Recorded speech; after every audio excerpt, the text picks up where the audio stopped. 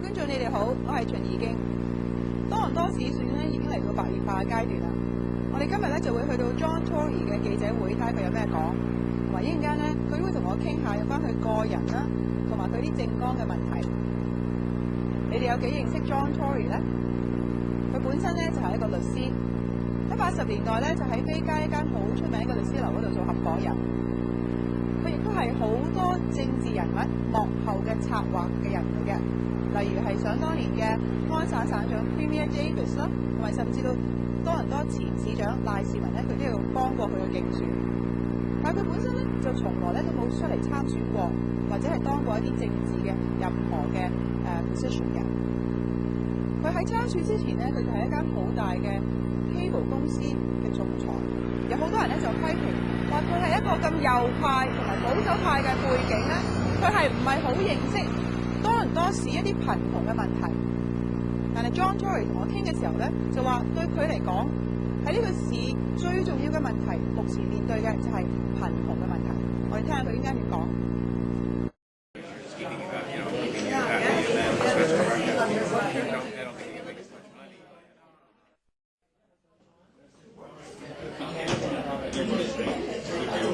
Mr. Tory, you are not a household name in a lot of our viewers now community. Apart from the fact that we know you've been a lawyer at H3 firm, you were executive at Rogers, what else can you really tell us about John Tory? Well, I'm a husband of 25 years with my wife, Barbara. I'm a father of 4 children, 3 of whom have left to go to university, and in fact one has already graduated now. I'm a person who's been very active in the community. I've been the head of the United Way and very involved with the United Way for a decade. For the same 10-year period, I've been the head fundraiser for St. Michael's Hospital in downtown Toronto.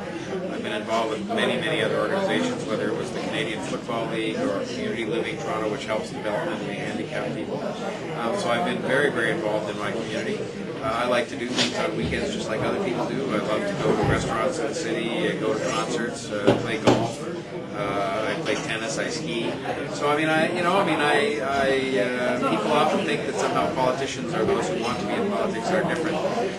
They're really not. I live a life like most other people. I've been very lucky in my life, but otherwise, I probably care about many of the same things that the people watching care about, and really want to try and make a difference in the city for a brief period of time. I guess that needs to be my next question. A lot of people, I would say, some may even be a little surprised that you've decided to go politics now at this particular time. And why municipal? Why a change in career? Is it because of the problems going on at Rogers, the succession problems at the board? You name it. A lot of speculation out there. And why municipal? Why not provincial? Maybe even federal with the new right-wing coalition forming? Yeah, well, that's a good question. I mean, I was a very valued executive at Rogers, and they sort of pleaded with me to stay when I announced I was going to leave and go into politics, so there was no issue at Rogers. I wanted to keep my job there indefinitely. I could have done so. I think that for me, it was a good time personally to go into politics because my children were a bit older than they had been before, obviously.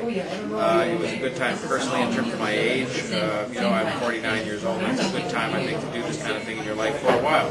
I've said very clearly I only want to be in politics for 6 years if I can get elected twice, and so then I'll be in my mid-50s and still able to have one more career, probably in business or in the media or something before I retire.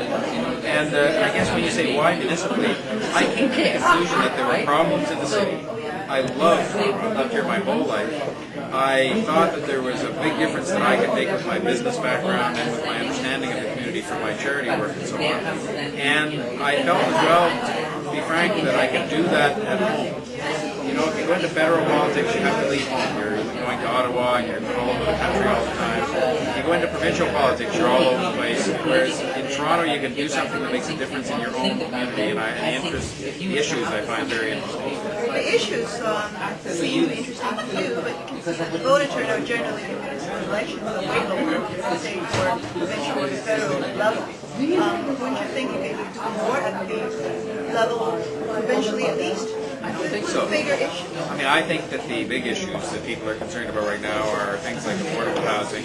They're very concerned about childcare. And while these issues, I think one of the problems we go through in this country too often is we sort of talk about a given issue being the responsibility of one government or another. In fact, the way we've set up our system, right or wrong, all of these issues probably involve all of the governments. And the more they started to work in partnership together, something that I'm very committed to doing, I think we'd actually get more done. And I think to put somebody like me in as the mayor of Toronto at the City Hall, working together with Milton McGinty and Denise Sparks, and Paul Martin in Ottawa will actually help us produce more results for people, which is really why I'm running. Well, now that you've talked about the different levels of government, you also recognize the fact that there is no clear channel communication formally that is between the city and the federal level. Paul Martin has always talked about some sort of a new deal with the cities, and so have you. How do you expect that to be done? Do you expect that would be an easy job to be done, getting money from the federal government? A lot of downloading has taken place in the last few years, and now our finance minister has said that we are, the only G7 nation who has such a high surplus. That's only because a lot of downloading has been done federally and then provincially and then to the state. Do you think that would be an easy task?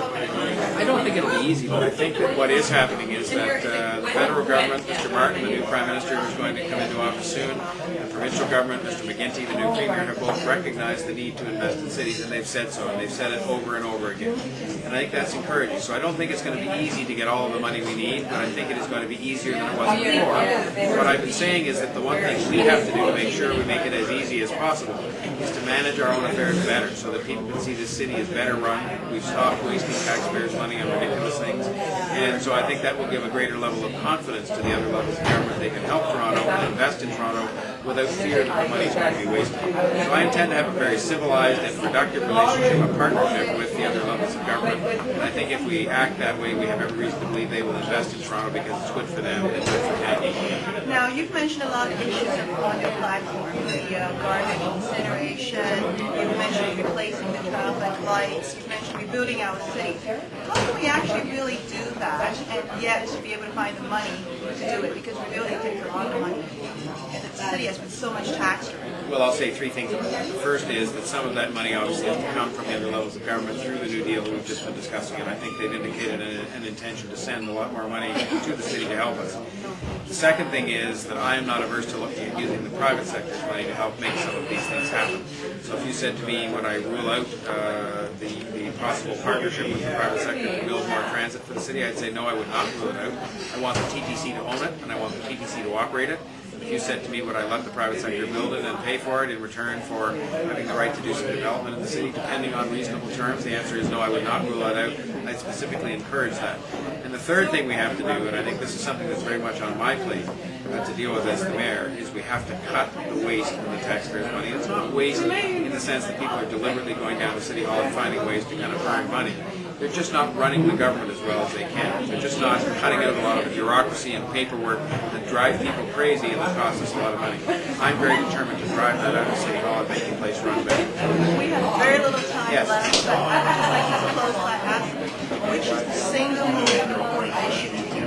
One issue that you have to pick.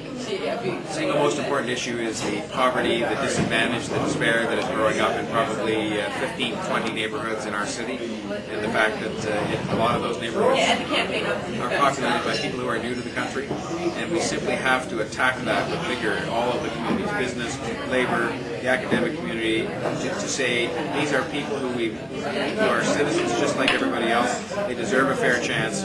They're people who can contribute to this community in many different ways. We've got to make sure they have the programs to help them get on their feet and contribute what they can and be treated in the manner that we would expect people to be treated in this city. Thank you so much for your time. Thank you very much.